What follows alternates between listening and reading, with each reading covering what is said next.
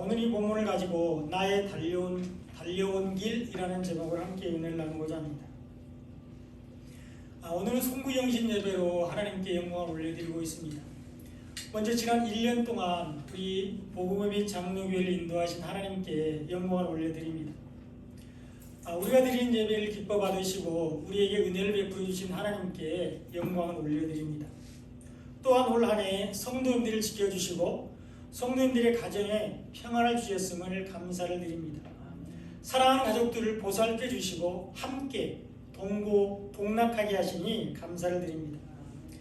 이제가 모든 영광을 하나님께 올려드리며 이 예배가 하나님께 영광이 되고 주님께 기쁨이 되고 예배를 드리는 모든 성도님들께 행복한 예배가 되기를 소망합니다. 지난 1년 동안 사랑과 인내와 헌신으로 교회를 섬겨주신 모든 성도님들께 진심으로 감사를 드립니다. 힘든 상황 속에서도 예배를 위해서 또 전도를 위해서 선교를 위해서 많이 수고해 주셨습니다. 외모를 보시지 않고 중심을 보시는 하나님께서 그 섬김과 헌신을 기쁘게 받으신 줄 믿습니다. 개척교회 성도 한 사람 한 사람은 대형교회 성도 10명, 100명만큼 소중하고 중요합니다. 한 사람 한 사람이 교회이고 한 사람이 힘들고 낙심하면 교회 전체가 힘들고 어려움에 빠지게 됩니다. 그런데 감사하게도 지난 1년 동안 한 사람도 교회를 힘들게 하지 않았고 또 사랑으로 섬겨주셔서 진심으로 감사를 드립니다. 우리가 잘 아는 말 중에 건물이 목회를 한다 이런 말이 있습니다. 건물이 목회를 한다 이런 말이 있는데요. 성도들이 교회를 선택할 때 건물이 크고 아름답고 멋진 교회를 선호한다는 것이죠. 예배당뿐 아니라 카페나 체육관이나 또 휴게시설 같은 그런 부대시설이 잘 되어 있는 잘 갖춰진 교회를 선호한다는 것입니다. 또 프로그램이 잘 되어 있고 특별 행사가 많고 사람이 많이 모이는 것을 우선적으로 좋은 교회라고 생각한다는 것이죠. 그래서 우리나라에, 여기서 말하는 우리나라는 한국을 말합니다. 우리나라에 세계 최대 교회가 우리나라에 있습니다. 단일교회 규모로는 세계 최대인 교회가 우리나라에 있고요. 교회 하나 짓는데 몇 천억 원씩 들어가기도 합니다. 성도들은 그런 교회를 다니는 것에 대해서 스스로 만족하고 자신을 스스로 괜찮은 성도라고 여기게 됩니다. 그래서 이 강대상에서 강단에서 선포되는 말씀이 아니라 건물과 프로그램과 모이는 숫자를 자랑하기도 합니다. 그것을 중요하게 생각합니다. 그러나 하나님은 손으로 지으신 전에 계시는 분이 아닙니다. 손으로 지은 성전에 계시는 분이 아니고요. 예수님은 그래서 화려한 예루살렘 성전을 보고 돌 위에 돌 하나도 남김없이 무너져야 된다고 말씀하셨습니다. 하나님은 참되게 예배하는 자들과 함께 계시는 분이십니다. 하나님은 영과 진리로 예배하는 사람들 안에 계십니다. 하나님은 구원의 은혜를 알고 감사함으로 예배하는 사람들과 함께 하시는 분이십니다. 그 하나님은 지금도 영과 진리로 예배하는 자들을 찾고 계십니다. 우리 복음의 장로교회는 자랑할 만한 건물이 없는 작은 개척교회입니다. 그래서 예배드리기도 불편하고 친교를 나누기도 많이 불편합니다. 그리고 한 사람만 예배에 빠져도 금방 티가 나고 그 빈자리가 너무 커 보이기도 합니다. 왜 교회에 안 나왔는지 걱정하게 되고 무엇이 마음에 안 들었을까 염려하게 됩니다. 그리고 어렵게 한 사람이 전도대에서 나왔다가 조금 나이다가 안 나오면 모두 목사 잘못인 것 같아서 자책하기도 하고 실망하기도 합니다. 그리고 하나님 앞에서 숫자를 자랑하고 싶은 어리석은 생각들을 가지게 되는 경우가 있습니다. 많이 모이는 것보다 하나님께서 기뻐하시는 예배를 드리는 것이 중요하다고 생각을 하면서도 막상 주일날 1시간 동안 오면서 이런 생각을 합니다. 오늘은 몇 명이 모일까? 오늘 참석할 성도들이 몇 명이나 될까? 이런 것들을 생각하게 되는 것이 사실입니다. 그래서 최대로 많이 모이면 몇 명 될까? 이런 생각들을 하면서 달려오고 있습니다. 다 사정이 있고 어쩔 수 없는 상황인 줄 알면서도 모든 성도님들이 다 나왔으면 좋겠다, 이런 생각을 하게 되죠. 이 개척교회 목사의 안타까운 현실인 것 같습니다. 그런데요, 성도 한 사람 한 사람이 예배를 소중히 여기고 영과 진리로 예배할 때 하나님 그 어떤 화려한 교회, 어떤 대형 교회, 어떤 큰 교회보다 우리 교회를 더 기뻐하시고 영광을 받으실 줄 믿습니다. 아멘. 우리 복음의 빛 교회가 그런 교회인 줄 믿습니다. 아멘. 여러분 한 사람 한 사람이 그런 성도님인 줄 믿습니다. 아멘. 하나님께서 우리 복음의 빛 장로교회를 기뻐하시고 예배를 기뻐 받으실 줄 믿습니다. 아멘. 오늘은 하나님의 은혜 안에서 지난 1년을 돌아보면서 예배를 드리고 있습니다. 여러분들은 지난 1년 동안 하나님 앞에서 어떻게 살아오셨습니까? 하나님 앞과 사람 앞에서 여러분의 삶의 모습이 어떠하셨습니까? 2022년을 마감하는 오늘 어떻게 지난 1년 동안을 달려오셨습니까? 여러분들에게 주어진 매일매일의 삶 속에서 여러분들은 무슨 생각을 하고 사셨습니까? 자유롭게 듣고 말할 수 있는 귀와 입으로 무슨 말을 듣고 무슨 말을 하면서 살아오셨습니까? 그리고 마음대로 움직일 수 있고 어디든 갈 수 있는 건강한 팔과 다리로 무슨 일을 하셨습니까? 그리고 여러분들이 열심히 달려가는 그 길 끝에서 얼마나 자주 예수님을 만나셨습니까? 지난 1년은 무엇을 위해서 어떤 길을 달려오셨습니까? 그리고 그 결과로 무엇을 얻으셨나요? 이 시간 디모데후서를 통해서 우리가 어떻게 살아야 하는지 살펴보려고 합니다. 이 디모데후서는 사도 바울의 유언과 같은 편지입니다. 사도 바울은 인생 말년에 사랑하는 아들 디모데에게 유언과 같은 편지를 보내고 있는데 그것이 바로 오늘 우리가 살펴보고 있는 디모데후서입니다. 바울은 로마 감옥에서 임종 직전에 디모데에게 자신의 회고담과 같은 편지를 보내고 있습니다. 지난 날들을 돌아보면서 디모데에게 어떤 삶을 살아야 하는지 가르쳐주고 있습니다. 그리고 자신이 어떤 싸움을 싸웠는지 어떤 길을 달려왔는지 설명하고 있습니다. 그리고 그 결과로 무엇이 주어지는지 가르쳐주고 있습니다. 바울은 매 순간 최선을 다해서 살았습니다. 바울은 정말 열심히 살았습니다. 바울은 매 순간 최선을 다해서 살았던 사람입니다. 바울은 언제나 어디서나 치열하게 인생을 살았습니다. 우리가 잘 아는 대로 그는 유대인이지만 로마의 시민권을 가지고 태어났고요. 최고의 스승에게서 율법을 배웠습니다. 그리고 그 율법으로 하나님을 사랑하기를 원했습니다. 바울은 누구보다도 하나님을 더 사랑했습니다. 하나님을 사랑하는 바울의 열심은 정말 특신이었습니다. 하나님을 사랑하는 바울의 열정을 따라올 사람이 없었습니다. 그런데 바울은 율법을 지키는 것이 하나님을 사랑하는 최고의 방법이라고 생각을 했습니다. 그래서 율법을 폐하는 것 같고 율법을 다 지켰다고 말하는 예수를 믿을 수가 없었습니다. 그리고 그 예수님을 따르는 사람들을 인정할 수가 없었죠. 그래서 예수님을 부정하고 예수님 믿는 사람들을 핍박하고 잡아서 죽이는 일에 앞장섰습니다. 하나님에 대한 사랑과 열심이 오히려 예수님을 미워하고 박해하고 핍박하게 됐던 것이죠. 바울은 예수님이 하나님이신 것을 알지 못했습니다. 누구보다도 율법을 더 많이 알고 있고 율법에 능통한 바울은 예수님을 알지 못했습니다. 누구보다도 더 성경을 많이 알고 있고 성경에 정통했던 바울은 예수님이 누구신지 알지 못했습니다. 이것은 율법으로는 예수님을 알 수 없다는 것을 보여주고 있습니다. 성경을 지식적으로만 알아서는 예수님을 알 수 없다, 이것을 말하고 있습니다. 그리고 또 한 가지, 율법으로는 구원받을 수 없다는 것을 잘 말해주고 있습니다. 율법에 능통했던 바울은 예수님이 하나님이라는 것을 알지 못했습니다. 그래서 하나님을 사랑한다고 하면서 예수님을 핍박했습니다. 이것이 악한 싸움입니다. 복음이 빠진 열심이 하나님을 대적하는 것입니다.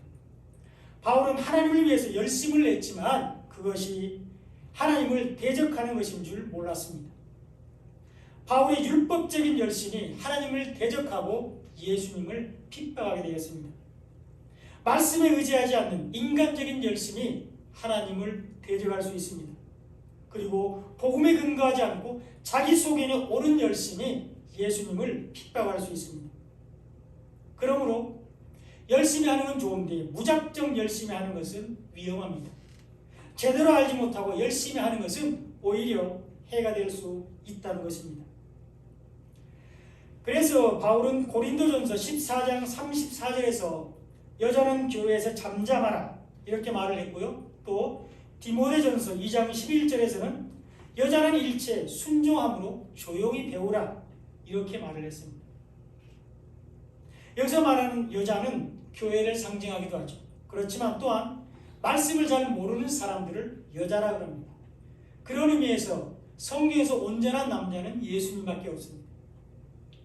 생명의 말씀인 복음을 알지 못하는 사람들을 여자라고 부릅니다.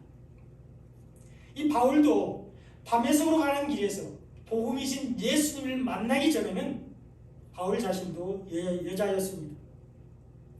그러므로 바울도 복음을 알기 전에 조용히 배웠어야 했는데 열심을 내다가 죽을 뻔했습니다. 사실 하나님께서 바울을 이방인의 사도로 세우지 않으셨다면 바울은 다메섹 도상에서 이미 죽었을 것입니다. 자기 신념과 확신으로 하는 열심은 하나님을 대적할 수가 있습니다. 인간적인 욕심이 만들어낸 것이 무엇입니까? 하나님께서 진노하신 시내할 땅의 바벨탑 사건입니다. 인간이 열심히 노력해서 하늘에까지 닿으려고 했던 것이죠. 그러므로 우리는 열심히 말씀을 배워야 합니다. 하나님을 대적하지 않기 위해서 우리는 말씀을 배워야 하는 것입니다. 하나님을 대적하지 않기 위해서 이 기록된 말씀 안에서 하나님의 뜻을 발견해야 됩니다. 율법으로 주어진 하나님의 말씀 안에서 생명의 말씀인 복음을 찾아내야만 한다는 것입니다. 그리고 모든 말씀 속에서 예수님과 예수님의 십자가와 교회를 찾아내야 하는 것이죠. 성령의 인도를 따라서 말씀을 옳게 분별해야 됩니다. 그때 비로소 남자가 되는 것입니다. 이것이 우리의 믿음이 그리스도의 장성한 분량까지 자라게 되는 것입니다. 복음이 빠진 열심은 하나님을 대적할 수가 있습니다. 바울은 예수님 안에서 새 사람이 되었습니다. 고린도후서 5장 17절에 보면 그런즉 누구든지 그리스도 안에 있으면 새로운 피조물이라 이전 것은 지나갔으니 보라 새 것이 되었도다 이렇게 고백하고 있습니다. 바울은 그리스도 안에서 이전 것을 다 버렸다고 얘기하고 있습니다. 바울은 그리스도 안에서 새로운 피조물이 되었습니다. 바울은 예수님 안에서 이전에 자신이 자랑하던 모든 것들을 다 버렸는데 율법도 포함이 됩니다. 바울은 율법을 과감히 버렸습니다. 율법의 목적과 뜻을 버린 것이 아니라 율법을 지켜서 구원을 얻고자 하는 것을 버렸다는 것입니다. 바울은 예수님 안에서 완전히 복음으로 새로운 사람이 되었습니다. 우리도 그리스도 안에 있으면 새로운 사람이 됩니다. 우리도 예수님 안에 있으면 새 사람이 됩니다. 우리도 생명의 말씀인 복음 안에 있을 때 새로운 피조물이 됩니다. 하나님은 복음으로 새로운 피조물이 된 사람들을 성도 이렇게 부릅니다. 그리고 성도들을 구원해 주십니다. 하나님은 온전한 제물이 되셔서 십자가에서 죽으신 예수님을 받으시고 자기 우편에 앉으셨습니다. 그때 예수님이 십자가에서 죽으실 때 복음으로 새롭게 된 성도들도 예수님의 이 허리에 있었습니다. 그러므로 예수님이 죽으셨을 때 복음으로 새로운 피조물이 된 성도들의 죄도 함께 죽은 것입니다.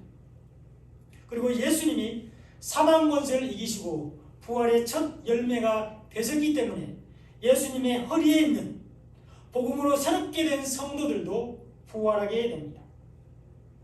우리는 예수님 안에서 새 사람이 되었습니다. 세 사람에 대한 바울은 선한 싸움을 싸웠습니다. 바울은 선한 싸움을 싸우고 달려갈 길을 마쳤다 이렇게 고백하고 있습니다. 오늘 본문 7절에 보면 나는 선한 싸움을 싸우고 나의 달려갈 길을 마치고 믿음을 지켰으니 이렇게 고백하고 있습니다. 바울은 그의 삶을 전투에 비유했습니다. 그는 영적인 전투에서 승리했는데 이것을 선한 싸움이다 이렇게 표현했습니다. 우리의 싸움은 혈과 육에 대한 싸움이 아니고 영과 영에 대한 싸움입니다. 생명의 말씀과 죽은 말에 대한 싸움입니다. 진리와 비진리의 싸움인 것입니다. 바울은 예수님 안에서 선한 싸움을 싸웠습니다. 바울은 예수님을 만나기 전에는 율법 안에서 악한 싸움을 싸웠는데 예수님을 만난 후에는 복음 안에서 선한 싸움을 싸웠습니다. 그것이 자신이 마땅히 달려가야 할 길이라고 고백하고 있습니다. 그럼 마치 경주하는 자가 상급을 바라보고 달려가는 것처럼 좌로나 우로나 치우치지 않고 앞에 있는 상급을 위해서 열심을 해서 선한 싸움을 싸웠다고 말하고 있습니다. 그리고 그 모든 과정을 믿음 안에서였고 끝까지 믿음을 지켰다고 말하고 있습니다. 이제 그 싸움을 디모데에게 싸우라고 권면하고 있습니다. 우리도 지난 1년 동안 선한 싸움을 싸웠습니다. 예수님 안에서 선한 싸움을 싸우신 여러분 한 분 한 분을 축복합니다. 복음 안에서 선한 싸움을 싸우신 성도님들께 진심으로 감사드립니다. 올 한 해 정말 수고하셨습니다. 예수님의 말씀을 전하는 것이 선한 싸움입니다. 디모데후서 4장 2절에 보면 너는 말씀을 전파하라. 때를 얻든지 못 얻든지 항상 힘쓰라. 범사의 오래 참음과 가르침으로 경책하며 경계하며 권하라. 이렇게 권면하고 있습니다. 바울은 디모데에게 말씀을 전파하라고 말하고 있습니다. 때를 얻든지 못 얻든지 힘쓰라고 권면하고 있습니다. 그리고 이것을 위해서 인내를 가지라고 말하고 있습니다. 이것이 바울이 예수님 안에서 싸운 선한 싸움입니다. 바울이 복음 안에서 싸웠던 선한 싸움입니다. 이것이 바울이 예수님 안에서 인생을 걸고 달려온 길입니다. 이것이 바울이 복음 안에서 평생을 마땅히 달렸어야만 한 길이라고 말하고 있습니다. 그리고 바울은 말로만 디모데에게 권면한 것이 아니었습니다. 바울은 자신의 목숨을 바쳐서 처절하게 싸웠던 싸움을 싸우라고 말하고 있습니다. 자신의 전 삶을 통해서 흔들림 없이 달려온 그 길을 디모데에게 달려가라고 말하고 있습니다.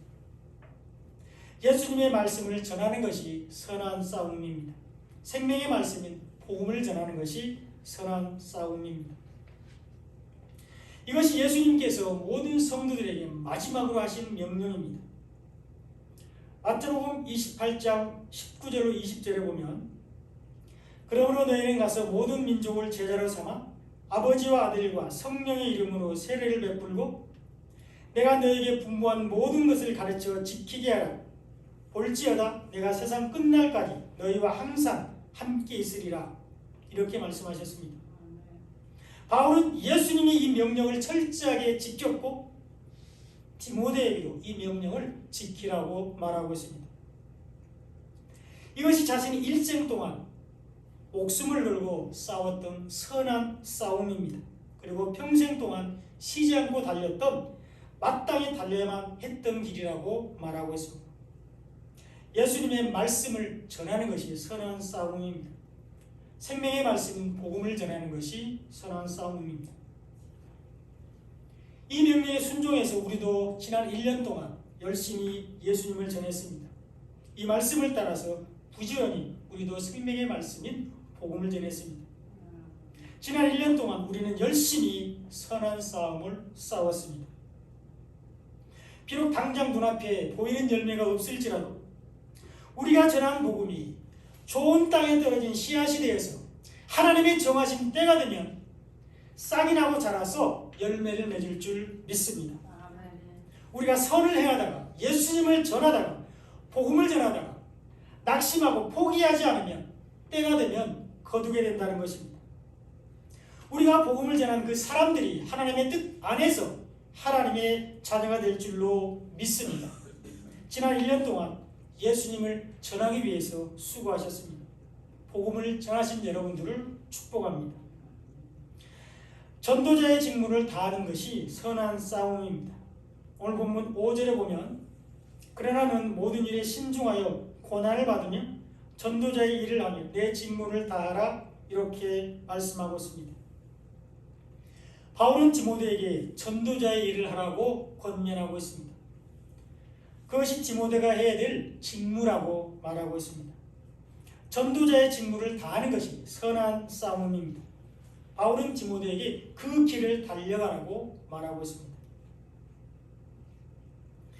바울은 디모데에게 전도자의 직무를 다하기 위해서 모든 일에 신중하라고 말하고 있습니다. 또한 이 전도자의 일을 감당함에 있어서는 고난이 따른다고 말하고 있습니다. 말세의 사람들이 진리의 말씀을 잘 듣지 않기 때문입니다. 디모데후서 4장 3절로 4절에 보면 때가 이르리니 사람이 바른 교훈을 받지 아니하며 귀가 가려워서 자기의 사욕을 따를 수습을 많이 두고 또 그 귀를 진리에서 돌이켜 허탄한 이야기를 따르리라 이렇게 기록되어 있습니다. 종말의 때에 사람들이 바른 교훈을 따르지 않는다는 것입니다. 귀가 가려워져서 자기 사욕을 따를 수습을 많이 둔다 이렇게 말하고 있습니다. 그리고 귀를 돌이키고 허탄한 이야기를 따라간다고 말하는 것이죠. 그래서 마지막 때가 되면 신앙생활이 아닌 종교생활을 하는 사람들이 많아진다는 것입니다. 내 뜻을 버리고 하나님의 뜻에 복종하는 것이 신앙생활입니다. 내 생각을 버리고 하나님의 말씀에 순종하는 것이 신앙생활입니다. 그리고 율법을 버리고 복음 안에서 주님과 동행하는 것이 신앙생활입니다. 믿음 때문에 당하는 고난과 환난을 참고 견디는 것이 신앙생활입니다.